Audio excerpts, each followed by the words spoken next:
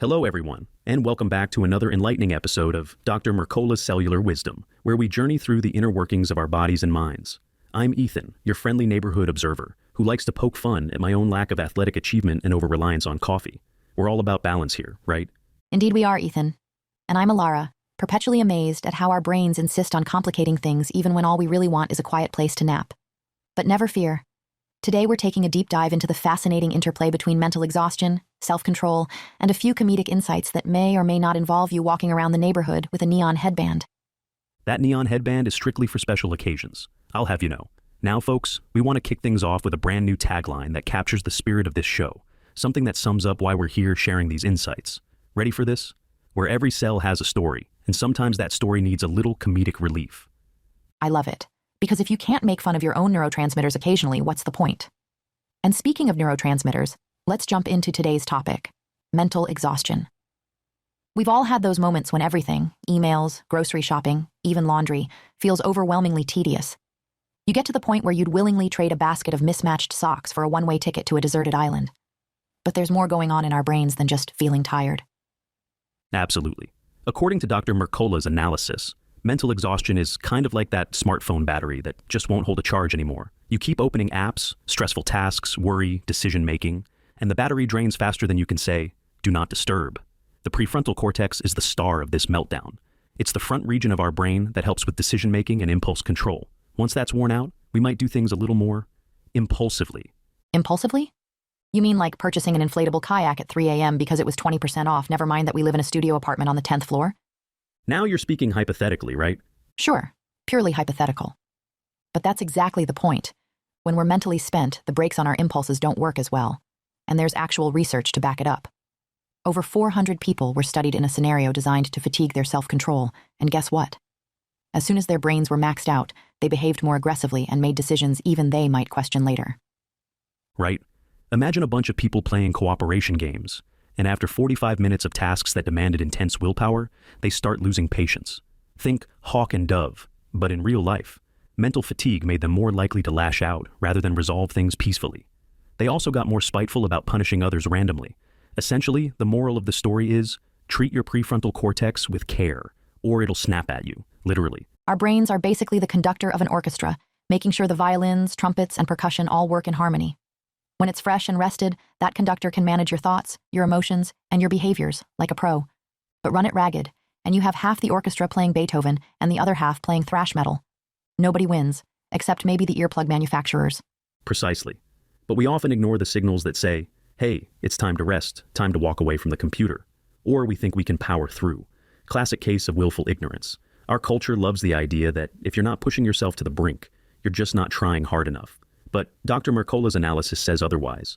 Willpower isn't infinite. It's more like a muscle. You push it too far without rest, and you'll injure it. If only it were a socially acceptable custom for grown-ups to take nap time with a pillow and a juice box around 2 p.m. Instead, we build entire industries around selling coffee, energy drinks, and personal pep talks. But anyway, mental exhaustion is different from physical exhaustion in that you still feel drained even after you physically rest. That's because your mind is the part that needs a break, not just your body. You might notice that sense of irritability or hopelessness that hits you, even if you had a decent 7 hours of sleep. If you're chronically stressed, maybe you work in a high-pressure job, or you have personal responsibilities piling up, your mental reserves start crashing, and in that crash state, even minor inconveniences can feel like a personal affront, as if the universe conspired to sabotage your entire day because you dropped your fork on the floor. And that irritability has a sneaky way of infiltrating relationships. You start snapping at your spouse or your best friend because they asked, "How are you?" for the 3rd time that day. Normally, you'd appreciate the concern, but when your mental fuel tank is near empty, that polite question feels like a personal interrogation. The fight or flight state in your body never really turns off when you're chronically stressed. It's a bit like having your car engine revving in neutral. You're burning energy. Nothing productive is happening, but you're still draining that precious mental battery. And the next time someone says something that rubs you the wrong way, you might just slam the metaphorical gas pedal all the way down. It doesn't help that when you're mentally exhausted, you read every social cue through gloom-colored glasses.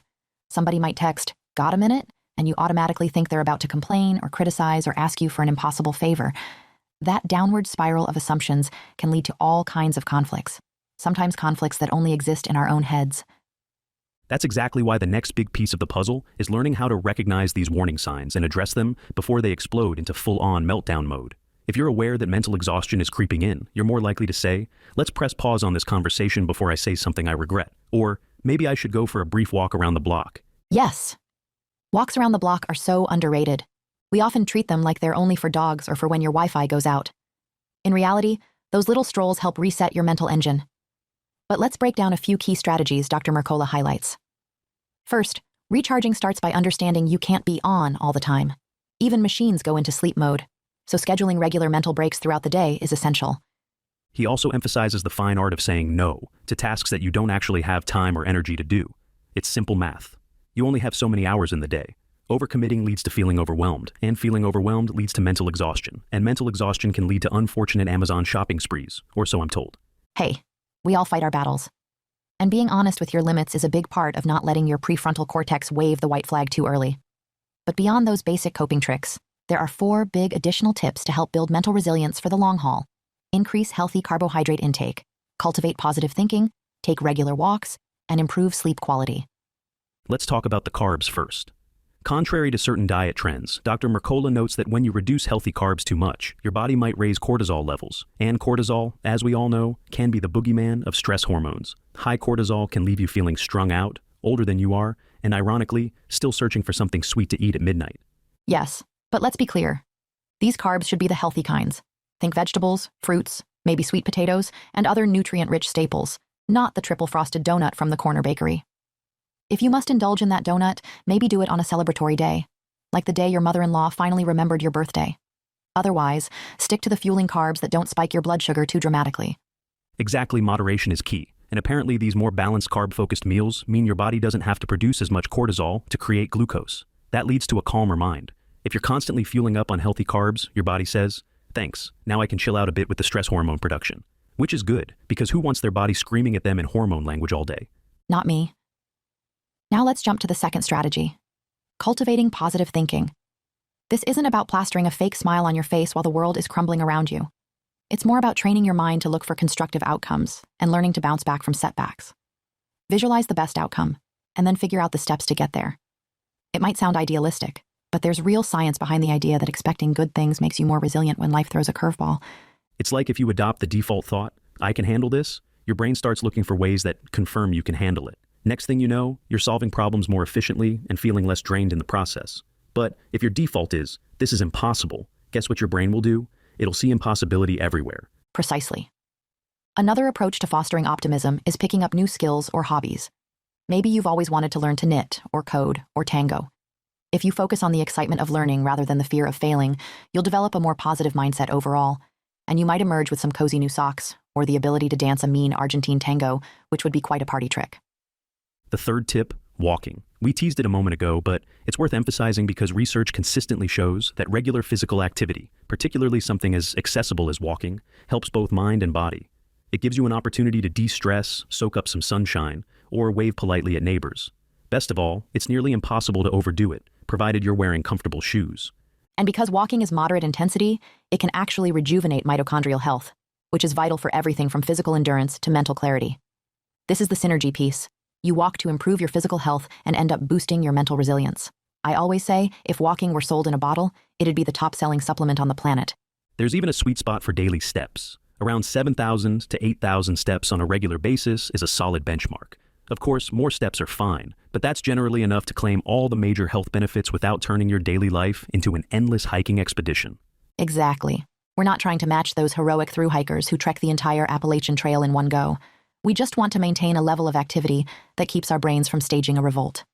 As we've seen, mental exhaustion doesn't just go away by flipping a switch. Finally, the fourth tip, get better sleep. So obvious yet so elusive for many of us. We know we need to sleep more, but we stay up scrolling on our phones or watching that one last episode of a show that's got 14 seasons. Then we drag ourselves through the next day, cursing the alarm clock, and the cycle repeats. Meanwhile, our brains are over there waving a white flag, wondering why we thought we could survive on 4 hours of shut-eye. Even just a small improvement in sleep quality can have a big impact on your anxiety levels, your mood, and your ability to handle the curveballs life throws. If you can't restructure your life to get a full 8 hours, you can at least optimize the hours you do get. Keep your sleeping area dark, quiet, and free from electronic devices screaming for your attention. Right. Turn off that Wi-Fi at night.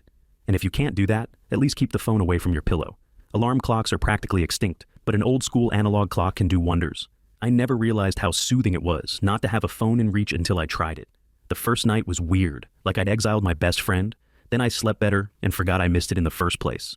It really is remarkable how these simple lifestyle tweaks can reduce the risk of mental exhaustion. Because once mental exhaustion sets in, everything else can unravel.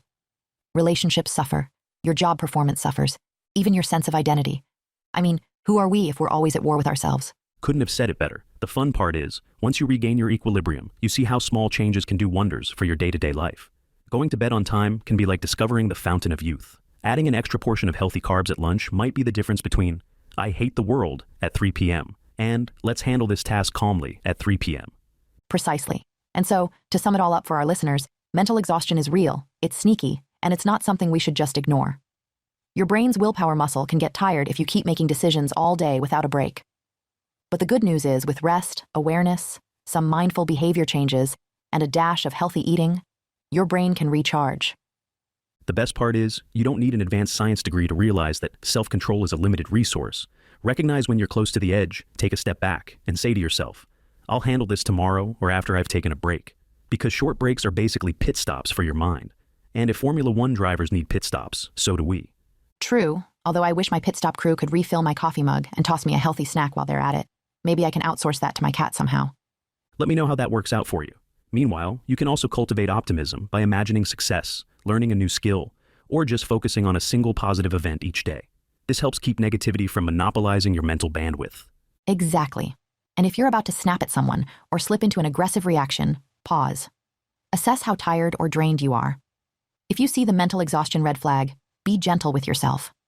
Often, it's not your personality that's the problem. It's that your brain is running on fumes. Then there's the practical side. Get moving, even if it's just a few laps around the living room. As we discussed, walking can do wonders for your mitochondria, helps with stress management, and might even spark creativity. Some people get their best ideas while walking. Others plan entire novels or daydream about dessert. Either way, it's a healthy mental break. And speaking of dessert, we want to make sure it's balanced with good overall nutrition. Choose the sweet potato or the banana over the triple fudge sundae, at least most of the time. Keep that cortisol level from spiking. If you're feeling adventurous, you could experiment with new healthy recipes. Cooking can be therapeutic. Just avoid turning it into a high-pressure Iron Chef face-off. Good advice. And let's not forget the last piece. Turning off the digital noise before bedtime. Checking your phone at midnight can shoot your adrenaline through the roof if you see an urgent email or even a not-so-urgent tweet. Let your mind have a chance to wind down. Otherwise, you'll end up dreaming about spreadsheets or status updates, and no one wants that. All right, let's tie it all together. Mental exhaustion undermines our self-control, sometimes making us more aggressive or impulsive than we'd like. But a well-rested mind, one that gets proper nutrition, physical activity, positivity, and sleep, stays strong and flexible. And a strong, flexible mind is basically the secret sauce to navigating life's chaos without losing your cool. That's the heart of Dr. Mercola's key message here. We have to respect the finite nature of our mental resources, build in recharging strategies, and acknowledge that self-control works a bit like a muscle. Overuse it without rest, and it's going to give out. Now, if only we could get a subscription box that delivers rest and willpower monthly.